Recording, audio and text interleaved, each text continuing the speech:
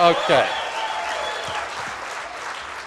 We're here to talk some real truth and to kick some butt, so glad we have a good turnout. And thank you always, Elisa, for that more than generous introduction. Thank you, Green America and Global Exchange, for your spectacular contribution to bringing forth a new economy. We live at a time desperate in need for fresh ideas on how to reshape our economies, our economic lives, and the Green Festival is a phenomenal source for that. I think during the time we're going to be circulating some sign-up sheets for if you want to keep up with the Great Turning Initiative or our work on the new economy. It'll be a way to keep in touch. You know, for a lot of years, people have asked me, well, when is the collapse going to come? And won't it have to get worse before people really wake up? Well, it's here.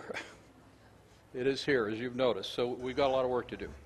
The human context is changing with breathtaking speed, and we face an imperative to redefine our relationships with one another and with our Mother Earth. Many of our most powerful institutions no longer serve us. Their time has passed, and they are collapsing under the weight of their own excess. For some, particularly the institutions of Wall Street, rather than trying to save them, we must hasten their passing.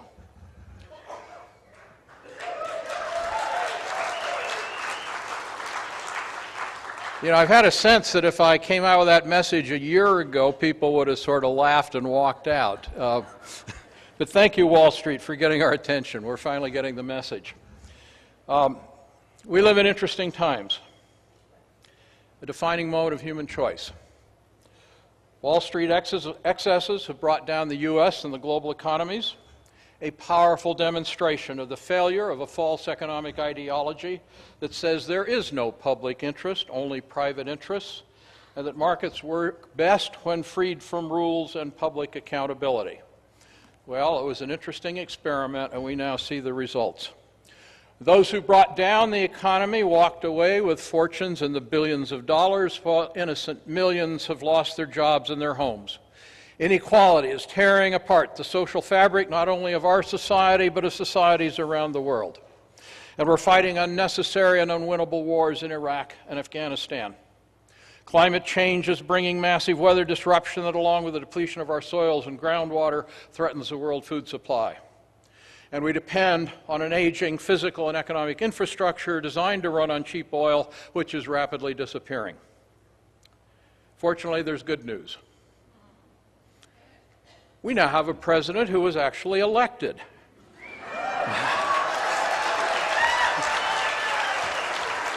And he recognizes that these are actually problems that need attention. So that's a big step forward. We cannot, however, sit back and wait for President Obama to get us out of this mess all by himself, particularly the mess of Wall Street rule. He's assumed the leadership of a nation weakened economically, morally, and militarily by Wall Street interests that still control our financial system and thereby also control our money-driven political system. And Wall Street has proven time and again that in the end it cares about only one thing: executive perks and bonuses. Wall Street is best understood as a criminal syndicate engaged in counterfeiting, usury, fraud, and extortion. It creates money out of nothing for purely private gain, engages in predatory lending at exorbitant interest rates, falsifies credit ratings and financial reports, and uses its control of money to hold the public purse hostage to its demands. And of course, you all know that, which is why you're so excited about the idea of shutting it down. Wall Street players, in alliance with the Federal Reserve, have used their power to suppress wages, thwart efforts to protect and heal the environment, dismantle social safety nets, capture the total benefits of productivity gains for themselves, shift the tax burden from financial speculators to working people, and reduce the poor to debt slavery. That's the message of my book. We don't really need it. The bottom line message of Agenda for a New Economy, from phantom wealth to real wealth, why Wall Street can't be fixed and how to replace it. We must shut down Wall Street and replace it with a new financial system designed to serve life rather than to simply make obscene amounts of money for Wall Street money managers. Most people now, who might have laughed at this message a year ago as too radical, now recognize it as simple common sense. And we need to turn the justified public outrage into decisive constructive action at every level of society, from the local to the global. I wrote Agenda for a New Economy because the Bush administration's response to financial collapse was limited to a futile effort to revive a totally corrupt financial system by pumping in vast quantities of taxpayer money, essentially rewarding its corruption. Now, I love President Obama, and his administration is bringing a great many positive changes.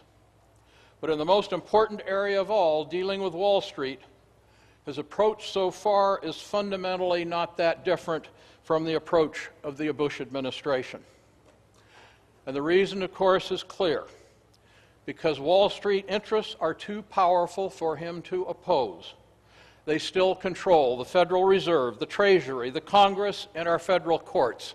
And they also have deep roots right within his White House administration. Wall Street cannot be appeased or fixed with bailouts. That approach has failed, and it will continue to fail. Wall Street must be dismantled and replaced with a new financial system designed to meet the needs of the real wealth economy of people, families, communities, and nature. And even President Obama cannot do that without millions of people in the streets demanding that as a nation we declare our independence of Wall Street rule.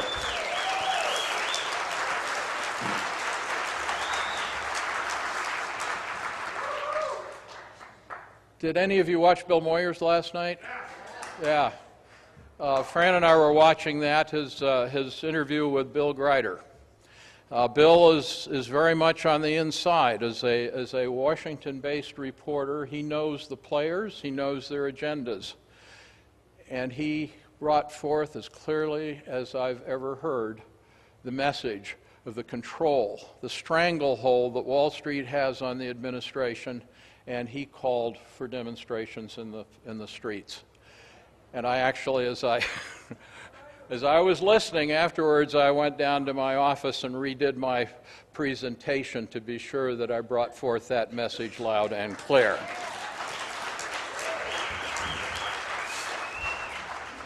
The issues are ultimately much bigger than money. I was also motivated to write Agenda for a New Economy because no one with a voice in the media was calling attention to the direct connection between a predatory financial system and unfolding environmental and social collapse that in fact poses a far greater threat to the human future than even the current financial crisis.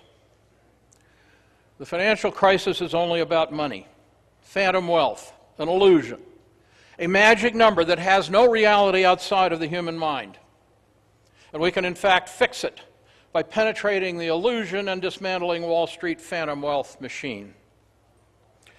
Social and environmental collapse, however, are about the collapse of the social fabric of civilized life and a diverse life support system. The triple financial, social, and environmental threat to human survival are all consequences of the fact that we have allowed a Wall Street financial system that embodies the values of a psychopath to become the operating system of our society. It is about time to reboot with a new system.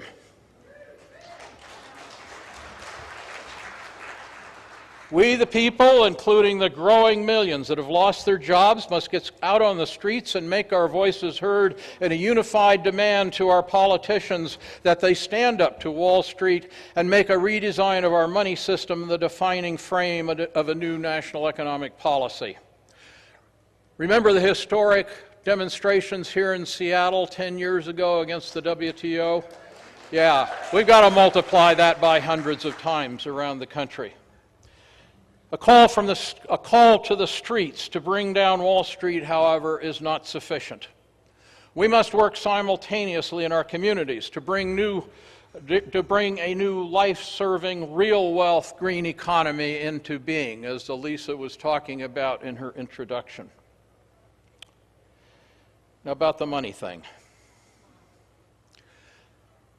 We're experiencing the consequences of a grotesque distortion of economic priorities based on the illusion that money is wealth and that making money is synonymous with producing wealth.